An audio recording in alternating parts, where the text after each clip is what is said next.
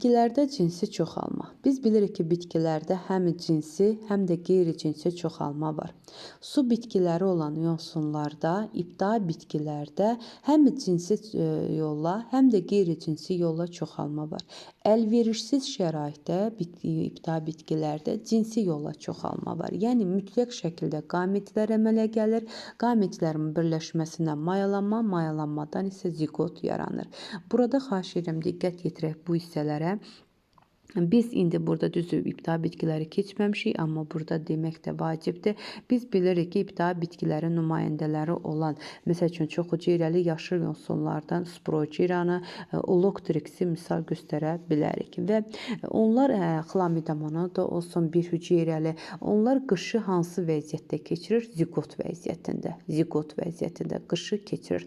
Məsəl üçün Ulothrix yosunudur ki, ziqotu qışı ziqot vəziyyətində keçirir. Ziqot nədən yaranır? Qametlərin birləşməsindən.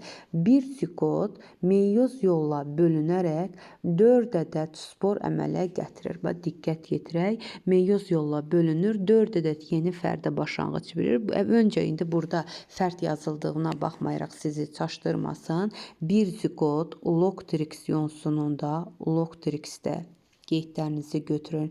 Bir ziqot meyoz yolla bölünərək 4 ədəd spor əmələ gəlir.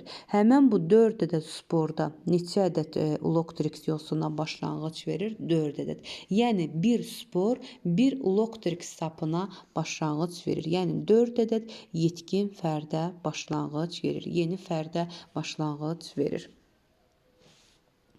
Digər isə şəkildə bu hissədə verilib Spirogyradır ki, Spirogyra da çox hüceyrəli yaşıl yosunlara aiddir. Cinsi çoxalması konjugasiya tipindədir. Biz burada necə olur? Hüceyrələrin möhtəviyyatı birinin möhtəviyyatı, hüceyrənin möhtəviyyatı digər hüceyrənin möhtəviyyatına keçir. Yəni onlar arasında bir hüceyrənin möhtəviyyatı digər hüceyrənin möhtəviyyatına keçdikdə nüvələrin birləşməsi baş verir. Məhz bu nüvələrin birləşməsi nəticəsində yaranan ziqot yenə meyoz yolla bölünərək 4 ədəd haploid spor əmələ gətirir.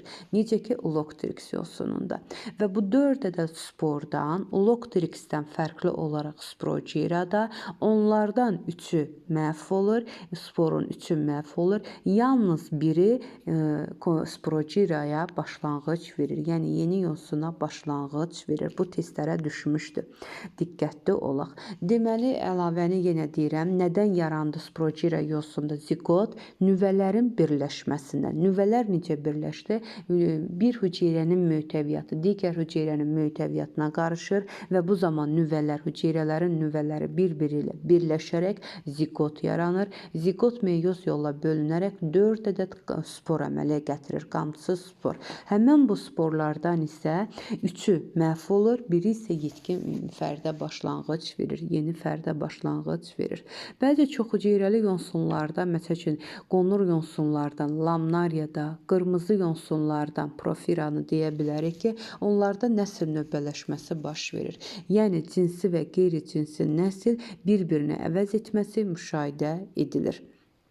Diqqət eləyək və biz də burada bir əlavə də deyim ki sizə, məsəl üçün biz nəsil növbələşməsinə ilk dəfə hansı dövrdə rast gəlindi bitkilərdə? Kembri dövründə. Çünki Kembri dövründə artıq qonur və qırmızı yosunlar yarandı. Kembri dövründə nəsil növbələşməsi. Yəni ibtidai bitkilərdə də nəsil növbələşməsi var. Ali bitkilərdə də nəsil növbələşməsi var.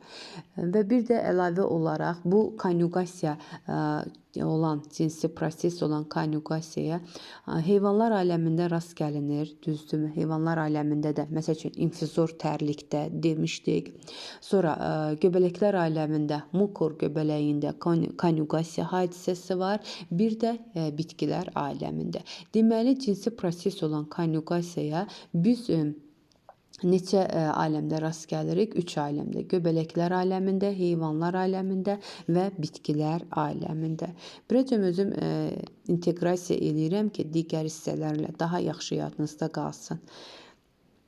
Davam eləyək. Bu şəkil əsasında bir dənə zəhmət olmasa, bu şəkil hansı canlı oldu? Diqqət yetirir. Bax, məsəl üçün bunu düşsə bu şəkil nə deyərik? Deyərik ki, mamırlarda cinsi çoxalmanı göstərirdi, düzdürmü?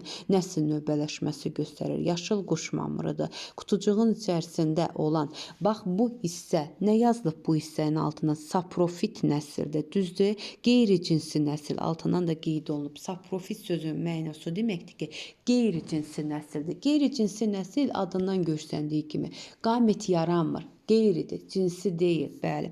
Amma bu qametofit nəsildir. Qametofit nəsil isə yadınızda qalsın. Bax bu şəklin yarısıdır. Həmin bu qametofit nəsil isə cinsi nəsil hesab olunur. Yaşıl quş mamırı çox maraqlı bitkidir. Yaşıl quş mamırının dişi fərdi var, erkək fərdi var və onlar bir-birinə həmişə yaxın bitir. Yadınızda qalsın, dişi yaşıl quş mamırında, xahiş edirəm, qeydlərinizi götürərsiniz. Dişi yaşıl quş mamırında mayalanma zamanı həm cinsi nəsil, həm qeyri-cinsi nəsil var. Yəni, həm saprofit nəsil var, həm də qametofit nəsil. Və bura qədər olan qametofit nəsili hesab olunur. Bu hissə isə saprofit nəsil hesab olunur. Və dedik ki, sporlar meyoz yolla əmələ gəldi. Sporlardan əmələ gəldi nə? Nə cücərti. Cücərtisinin adı nə idi? Protonema.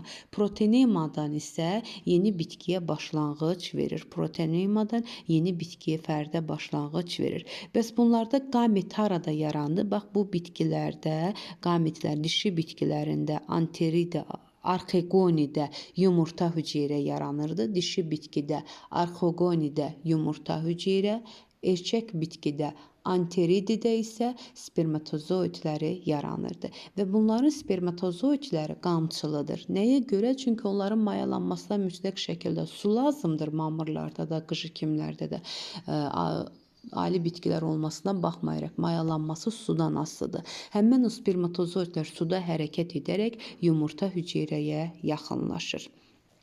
Deməli, mayalanma, zigot harda baş verdi? Dişi yaşıl quş mamırında.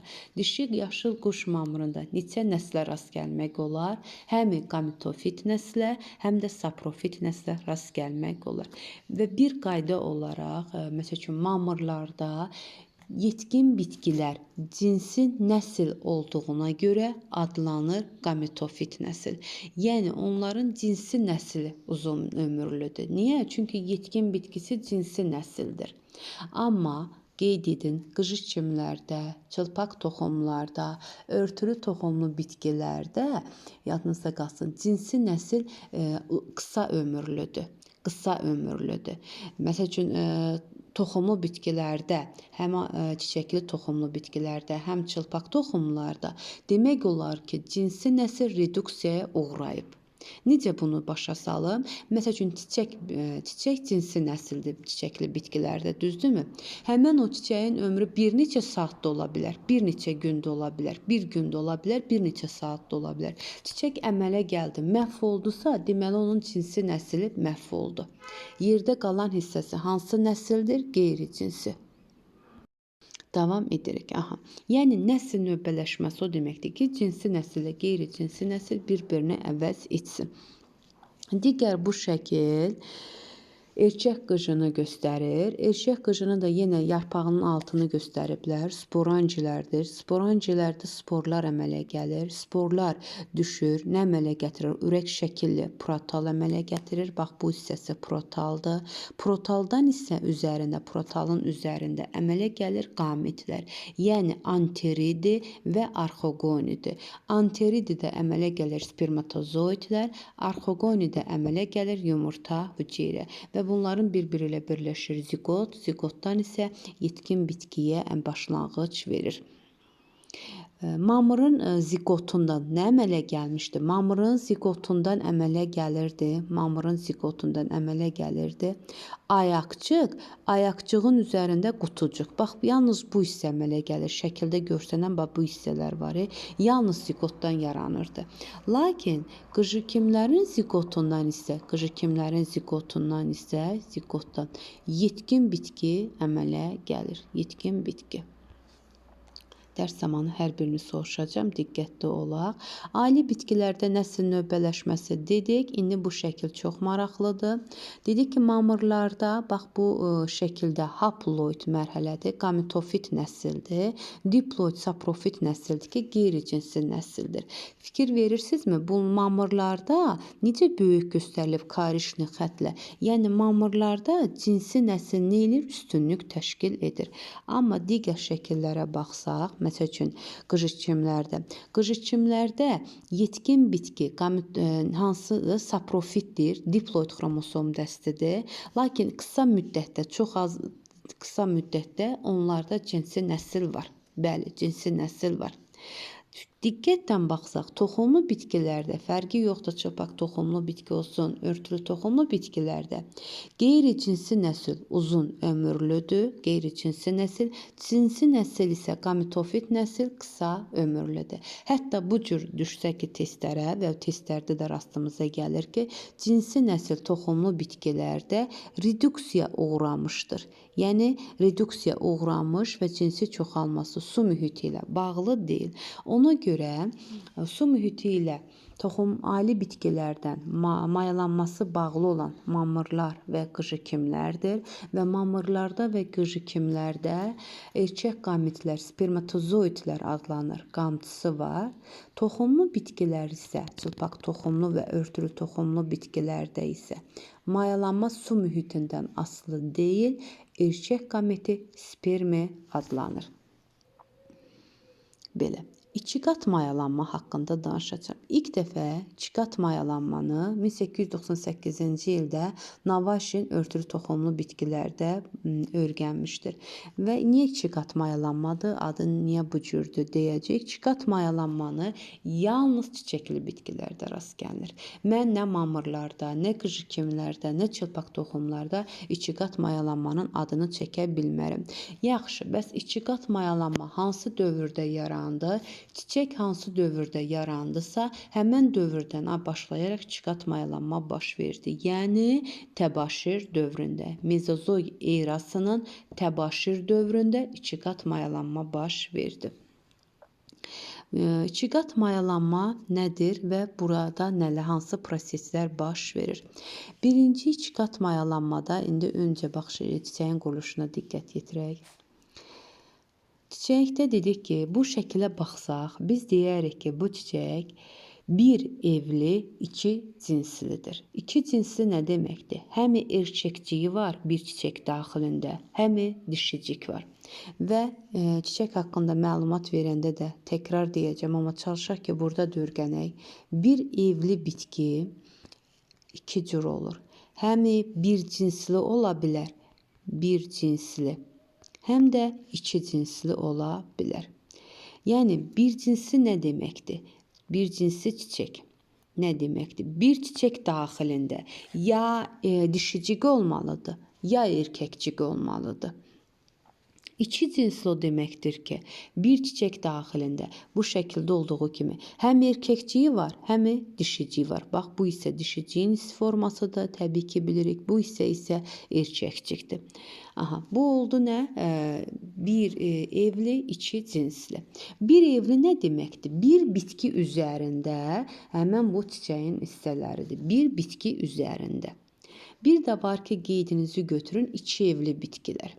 Yəni bitkinin eyni növ bitkidir. Məsəl üçün söyüd bitkisinin həmi dişi bitkisi var, həmi erkək bitkisi var. Yəni onun iki evlidir, iki evi var. Söyüd bitkisinin iki evi var. Biri dişi bitkinin evidir, biri erkək bitkinin evidir. Və nəyə görə dişi bitki, erkək bitki? Səbəb odur ki, iki evli bitkilər yalnız bir cinsli olur. Yalnız bir cinsli çiçəklər olur. Bir cinsli çiçək. Qeyd edirəm, iki evli bitkilər yalnız bir cinsli olur. Bəli. Amma bir evli bitkilər isə dedik, həmi bir cinsli də ola bilər, həmi iki cinsli də ola bilər. İndi diqqət yetirsək, biz şəkilə diqqət yetirsək, Gəlin görək, erkəkcikdə nə hansı proseslər baş verirdi? Biz bilirik ki, erkəkcik sapından və sapın ucunda yerləşən çoxlu tozluq vardır. Tozluq vardır. Həmin bu tozluğun içərisində çoxlu şəkildə, xırda şəkildə tozcuqlar yerləşir. Bax, bu şəkilə ardıcıllığa diqqət yetirək. Şəkilə baxaq. Tozluqdur. Tozluğun içərisində isə çoxlu tozcuq var. Bir ana tozcuq hüceyrəsi, bax bu şəkildən danışacağım yuxarı hissədən. Bir ana tozcuq hüceyrəsi nə edir? Meyuz yolla bölünərək bir ana tozcuq hüceyrəsi meyuz yolla bölünərək 4 ədəd mikrosporlar əmələ gətirir. Bax bu şəkildə də verilib. 4 ədəd mikrospor əmələ gətirdi. Deməli, tozluq içərisində bir ana hüceyrə meyuz yolla bölünərək 4 ədəd mikrosporlar əmələ gəldi. Daha sonra bu mikrosporların hər biri, bax bu şəkilə diqqət, hər biri ayrılıqda mitoz bölünmə keçirərək birindən 2 ədəd nə əmələ gətirdi? Nüvə əmələ gətirdi. 2 nüvə əmələ gətirdi. Bir dənə mikrospor bölünərək mitoz yolla 2 nüvə əmələ gətirdi. Hansılardır? Generativ nüvə və vegetativ nüvə. Diqqət yetirək, generativ nüvə və vegetativ nüvə. Nədir bu generativ nüvə? Nədir vegetativ nüvə? Yəni, hansı funksiyaları həyata keçirir? Vegetativ nüvənin işi, yadınızda qalsın, dişi bitkinin sütuncuğu ilə irəliləməni təmin edir. Dişi bitkinin sütuncuğunu, elə bil ki, sadəcə diqqətli olsanız şəkildə də verilib. Vegetativ nüvə öndə gedir, generativ nüvə arxada. Vegetativ nüvə sanki generativ nüvəyə yol açır. Qarşıda gələn çətinlikləri aradan götürür, yol açır. Bəs bu generativ nüvə neynir? Generativ nüvədə özü mitoz yolla bölünərək bir generativ nüvədən 2 ədəd spermi əmələ gəlir. Bir generativ nüvədən 2 ədəd sperm əmələ gəlir. İndi bir sizə qayda kimi bunu həmişə yadınızda saxlayın. Bir ana tozcuq hüceyrəsindən. Yəni, bir ana tozluq hüceyrəsindən, tozcuq səhv dedim, bir ana tozluq hüceyrəsi meyuz yolla bölünərək 4 ədəd mikrospor əmələ gətirdi. Həmən bu mikrosporun hər biri mitoz yolla bölünərək 8 ədəd nə əmələ gətirdi? Nüvələr əmələ gətirdi. 8 ədəd nüvə, yəni vegetativ nüvə, 4 ədəd vegetativ nüvə, 4 ədəd generativ nüvə. Bu generativ nüvənin özündən isə 2 ədəd spermi əmələ gəlir. Neçə ədəd? 2 ədəd sperm əmələ gəlir. Deməli, bir ana tozcuq hüceyrədən 4 ədəd mikrosporlar və bir ana tozcuq hüceyrədən 8 ədəd spermi əmələ gətirir. Və spermini əmələ gətirən generativ nüvədir. Harda baş verdi bəs bu vegetativ nüvənin, generativ nüvənin əmələ gəlməsi? Mikrosporların əmələ gəlir erkəkcikdə. Bax, diqqətli olun. Mikrosporların əmələ gəlməsi ana hüceyrədə, mikrosporların əmələ gəlməsi erkəkcikdədir. Amma spermlərin əmələ gəlməsi baş verir dişi bitkidə. Bəli, dişi bitkidə artıq həmən bu tozcuq dənəsi gəlir dişi bitkinin ağızcığının üzərinə düşür və həmən o tozcuq hüceyrəsi ağızcığın üzərinə düşdükdə həmən o tozcuq hüceyrəsindən əmələ gəlir generativ nüvə, vegetativ nüvə və spermlər əmələ gəlir. Dişi bitkidə əmələ gəlir, lakin təbii ki, bunların morfoloji xüsusiyyətləri hansı bitkiyə aiddir? Erkəkciyə aiddir. Yəni, nəyə aiddir? Erkəkciyə. Amma əmələ gəlməsi harda baş verdi? Spermlərin dişi bitkidə. Bu da oldu bizim spermlərin yaranması. Qamçısızdır təbii ki, toxumlu bitkilərdə. Digərinə baxaq, mayalanması sudan asılı deyil. Tamamilə yəni mayalanma heç bir su ilə əlaqəsi yoxdur. Digər isə bizdə makrosporların yaranması, yəni yumurta hüceyrə necə baş verirdi? Bir dişi bitki bilirik ki, bax şəklimizə baxaq zəhmət olmasa. Dişi bitki 3 hissədən ibarətdir. Ağızcıqdan, sütuncuq hissədən və yumurtalıqdan. Deməli, dişi bitki neçə hissədən ibarət oldu? 3 hissədən. Ağızcıq, sütuncuq və yumurtalıqdan. Ağızcıq kələkötürlüdür, yapışqanlı olur. Ağızcığın işi odur ki, havada gəzən və yaxud da heyvanlar, həşəratlar vasitəsilə, külək vasitəsilə gəzən tozluqlar gəlsin, düşsün hara? Tozluqlar, üzr istəyirəm, tozluq yox, diqqətli olaq. Tozcuqlar. Tozluq erkək bitkidə olur. Tozcuq artıq orada yaranıb və ətrafa yayılır. Tozcuqlar gəlir, düşür dişiciyin ağızcığına. Və dişiciyin ağızcığında artıq tozcuq cücərir, yəni orada nüvələrini əmələ gətirdi. Həmin bu tozcuqda əmələ gələn nüvələr ağızcıqdan daxil olur hara? Sütuncuğa. Və sütuncuğa daxil olduqdan sonra sütuncuq vasitəsilə irəliləyir. Hara daxil olur? Yumurtalığa. Yumurtalıqda nə var? Ruşem kisəsi. İndi diqqət yetirəcək ki, ruşem kisəsində dişi bitkidə nələr əmələ gəldi? Öncə bunlara diqqət yetirməliyik. Ruşem kisəsində bir ana hüceyrə meyoz yolla bölünərək 4 ədəd makrospor əmələ gətirir. 4 ədəd makrospor. Həmin bu 4 ədəd makrosporun hərəsi yenidən bölünərək 2 nüvəli ruşem kisəsi, 4 nüvəli, 8 nüvəli ruşem kisəsi əmələ gətirir. Yəni mitoz keçirir 3 dəfə. Bəli, 3 dəfə mitoz keçirir. Və diqqətli olaq, belə bir şəkil çəkək ki, məsəl üçün ruşem kisəsidir. Həmin bu 8 hüceyrə əmələ gətirdi. Bir ana hüceyrədə neçə hüceyrə əmələ gəldi ruşem kisəsində? 8-i. Bunun 4-ü bir kütbə keçir, 4-ü digər kütbə. Bir kütbə, 4-ü digər kütbə keçir. Bəli.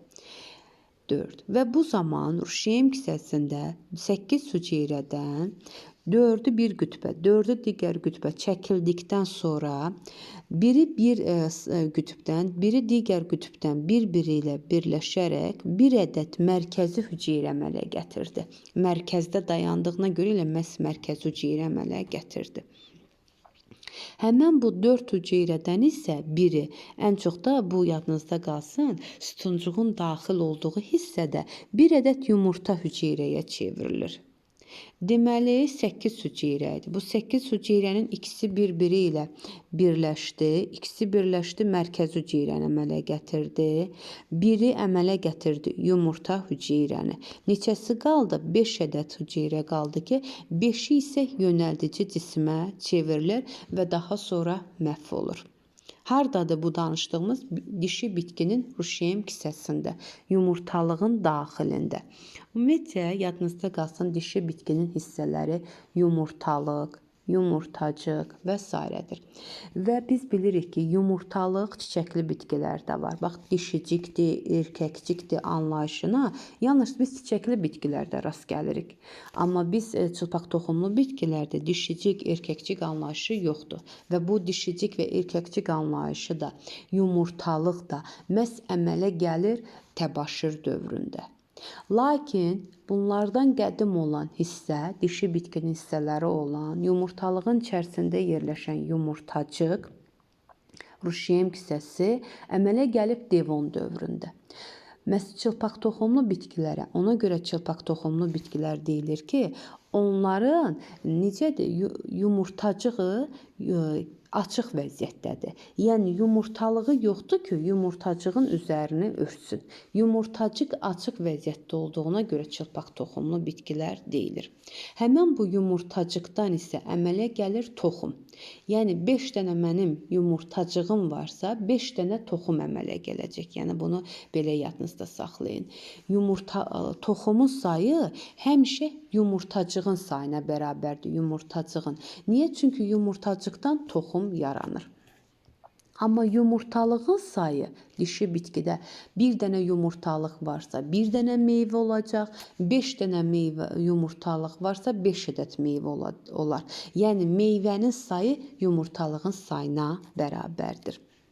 Deməli, yumurtacıq daxilində də ruşeym kisəsi var. Ruşeym kisəsinə dedik ki, ana hüceyrə öncə meyoz yolla bölünərək makrospor, daha sonra makrosporlar mitoz yolla bölünərək 8 ədəd hüceyrə əmələ çəkdi. 4-ü bir kütbə, 4-ü digər kütbə. İndi bu zaman sütuncuq vasitəsilə irəliləyən həmən bu vegetativ və generativ nüvədən əmələ gələnlər, spermlər daxil olur ruşeym kisəsinə.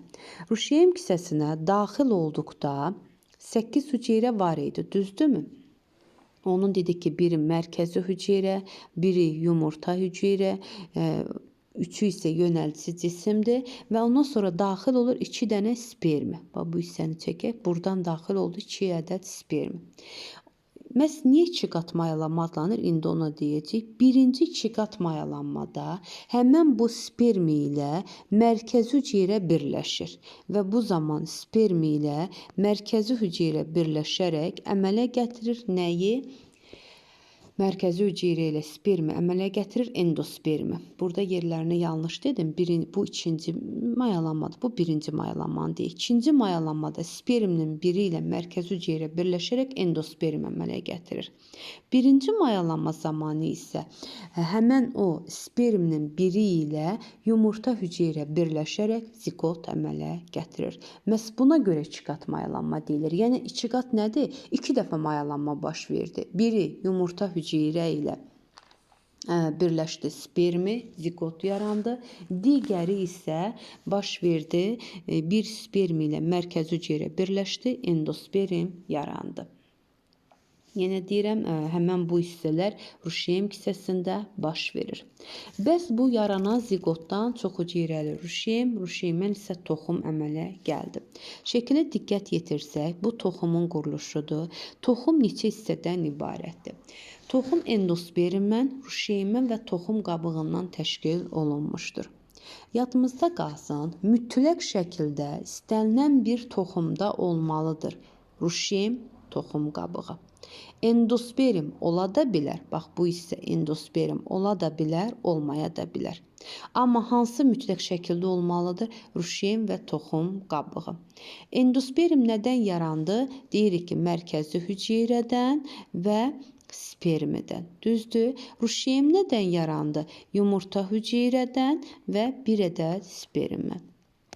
Bəs ona görə deyə bilərik ki, ruşeym həm ana bitkinin, həm də ata bitkinin xüsusiyyətlərini daşıyır. Özdə 50% ana bitkinin, 50% ata bitkinin hərəsindən yarısını götürür. Endospermdə isə mərkəzi hüceyrə dişi bitkinin ruşeym kisəsindən yarandığına görə yalnız ana bitkinin xüsusiyyətlərini daşıyır və biz də bilirik ki, mərkəzi hüceyrə 2 haploid hüceyrənin birləşməsindən yarandığına görə diploid xromosom dəstinə malikdir. Sperm isə haploid. Ona görə bunlardan əmələ gəlir 3N endospermə rast gəlinir.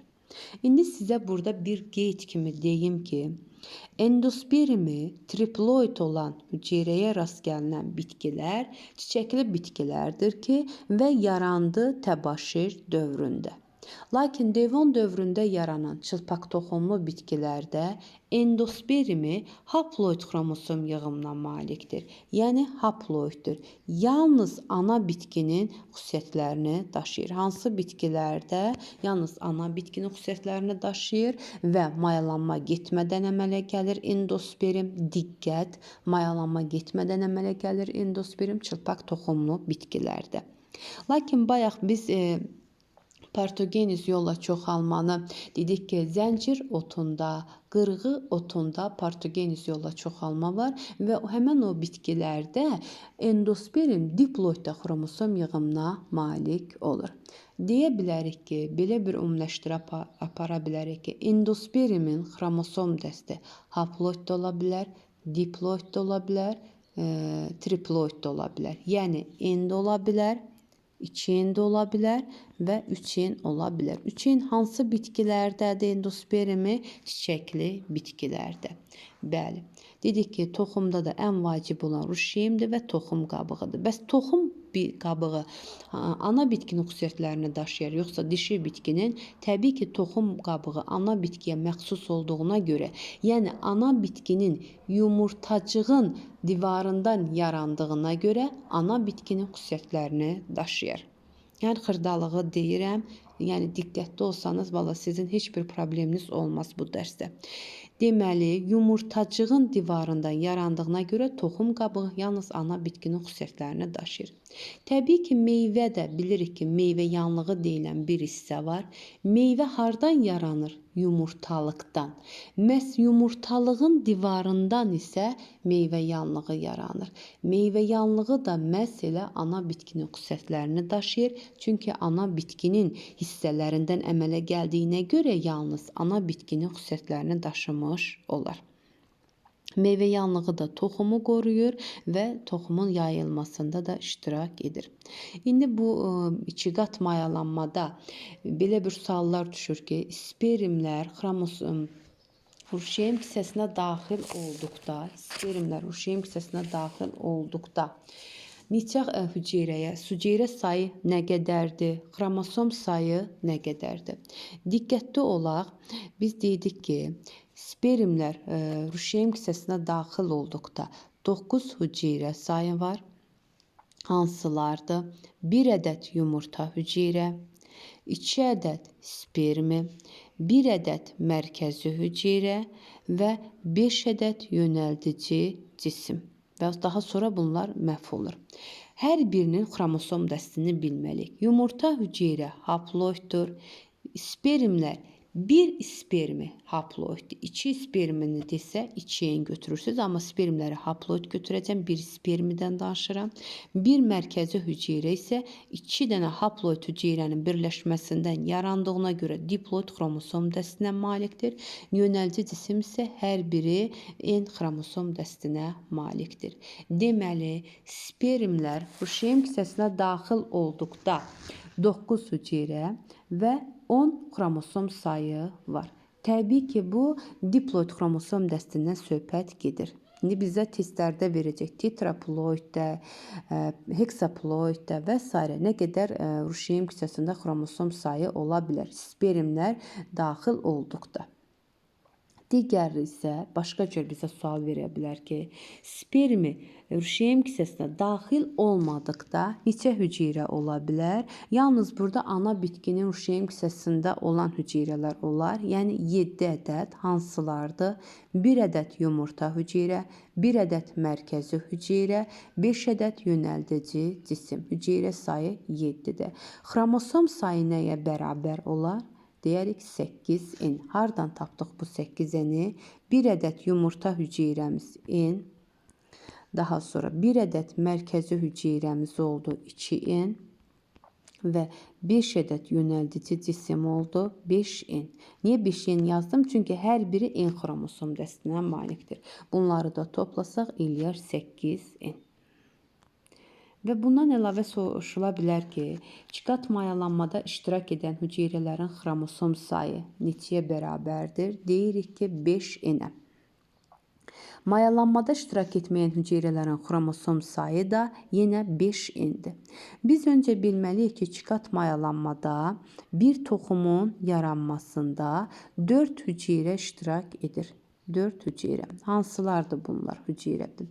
Biri yumurta hüceyrə, biri mərkəzi hüceyrə və 2 ədəd spermi. 2 ədəd sperm ayrı-ayrılıqda yazıram. Cəmi neçə ədəd hüceyrə oldu? 4 ədəd hüceyrə. Xromosom sayı nəyə bərabərdir bir toxumun yaranmasında? N, 2N, N, N. 5N-ə bərabər olur. Davam edirik. Bunu da dedim. Mayalanmada iştirak etməyən hüceyrələrində xromosom sayı 5N olar. Hansı hüceyrələrdir ki, o yönəldici cisimciklərdir ki, 5 ədəddir. Ona görə hər biri də haploid xromosom yığımına malikdir. Və biz ruşeym nə zaman, yəni ruşeymin xromosom sayı eyni ola bilər. Öz-özünə tozlanan bitkilərdə xromosom sayı həmişə ana və ata bitkidə eyni ola bilər. Çünki hər ikisi eynidir. Öz-özünə tozlanma deməkdir ki, burada bir fərdin, bir çiçəyin daxilində həm bax bu şəkildə, bax bu şəkilə diqqət yetirsək, həm erkəkcik var, həm dişicik var. Yəni bax bu bitkidə hansı tozlanma müşahidə oluna bilər? Öz-özünə tozlanma. Çünki artıq ehtiyac yoxdur kənardan buna tozcuqlar gəlsin. Çünki nədir? Öz çiçəyində həm tozcuğu var, həm də dişiciyi var. Səbəb odur. Öz-özünə tozlanma və öz-özünə tozlanmada bir dənə bu şəkilə diqqət yetirsəniz, görərsiniz ki, erkəkcik dişicikdən hündürdədir. Səbəb nədir? Həmin o tozcuq dişiciyin ağızcığına düşə bilsin. Əgər erkəkcik, bax belə şəkillər verə bilər. Bu ağızcıqdır, sütuncuqdur. Erkəkcik sapı burada, erkəkcik sapı burada, tozluqlar burada. Tozcuğun içərisində də tozcuqlar. Bu aşağıda olduqda dişiciyin ağızcığına düşə bilərmi? Aşağıdan yuxarı qalxa bilərmi? Xeyr. Bax bu cür şəkil olsa, bu artıq çarpaz tozlanma olar. Çünki bu öz-özünə tozlanmaya misal deyə bilmərik. Öz-özünə tozlanma bu şəkildəki kimi olmalıdır ki, erkəkcik sapı dişicikdən yuxarıda olsun. Həmin bu öz-özünə tozlananlarda, yəni xromosom sayı eyni ola bilər. Amma çarpaz tozlananlarda isə xromosom sayı fərqli olur. Çünki bir bitkidən başqa bir bitkinin tozcuğu təbii ki, eyni növdən gedir. Alma bitkinin tozcuğu başqa bir alma bitkinin dişiciyin ağızcığına düşməlidir. Armudun üzərinə onun tozcuğu düşsə, orada təbii ki, alma bitkisi yaranmayacaq, mayalanma baş verməyəcək. Eyni növdən danışıram. Eyni növdə çarpaz tozlanan bitkilərdə xromosom sayı fərqli olar. Və biz də bilirik ki, öncə mütləq şəkildə tozlanma, daha sonra qametlər yaranır, daha sonra mayalanma baş verir, öncə zigot olur. Tozlanma olmasa, biz heç bir mayalanmadan, toxum əmələ gəlməsindən söhbət gedə bilməz. Mütləq şəkildə tozlanma olmalıdır. Şəkillərə də diqqət yetirək. Bir-iki dənə çalışmalarımıza da baxaq, bitirək. Deyir ki, yosunlar əlverişli şəraitdə cinsi yolla çoxalır. Yanlışdır. Qeyri-cinsi yolla çoxalır. Ali bitkilərdə cinsiyyət hüceyrələri spordan inkişaf edən diploid cinsi nəsildə yaranır. Xeyr, ali bitkilərdə cinsiyyət hüceyrələri spordan inkişaf edən haploid hüceyrədən yaranır. Diploiddən deyil. Mamırlarda qeyri-cinsi nəsil üstünlük təşkil edir. Yanlışdır. Dedik ki, mamırlarda gametofit nəsil üstünlük təşkil edir. Saprofit nəsil deyil. Quş mamırında qeyri-cinsi nəsil yetkin bitkidir. Bəli, quş mamırında, xeyr, bu da səhvdir. Quş mamırında qeyri-cinsi nəsil yetkin bitkidir. Bu da yanlışdır. Quş mamırında yetkin bitki cinsi nəsildir. Yanlışdır. 4. Çiçəkli bitkilərdə tozluq erkək gametofitdir. Bəli, çiçəkli bitkilərdə tozluq erkək gametofitdir. Düzgün cavablara baxaq. Çiçəkli bitkilərdə tozlanma zamanı erkəkcik tozcuğu dişiciyin ağızcığına düşməlidir. Bəli, mütləq şəkildə. Bir dənə burada da əlavəmi deyim ki, ağızcıq da mütləq şəkildə olmalıdır. Necə ki, toxumda dedik ruşiyem, toxum qabığı mütləq olmalıdır. Məsələn, dişi bitkidə də ağızcıq mütləq şəkildə olmalıdır. Çünki tozluğu udan nədir? Ağızcıqdır. Amma sütuncuq ola da bilər, olmaya da bilər. Məsələn, çovdar bitkisində, xaş-xaşda, lalə bitkisində sütuncuq yoxdur. Yadınızda qalsın. Dişicik 2 hissədən ibarətdir. Ağızcıqdan və yumurtalıqdan. Bir də bu sütuncuqda nə əmələ gəlirdi? Tozcuq borusu əmələ gəlirdi. Və bu tozcuq borusu çiçəkli bitkilərdə uzun tozcuq borusu əmələ gəlmişdi. Deməli, suallarda ola bilər. Uzun tozcuq borusu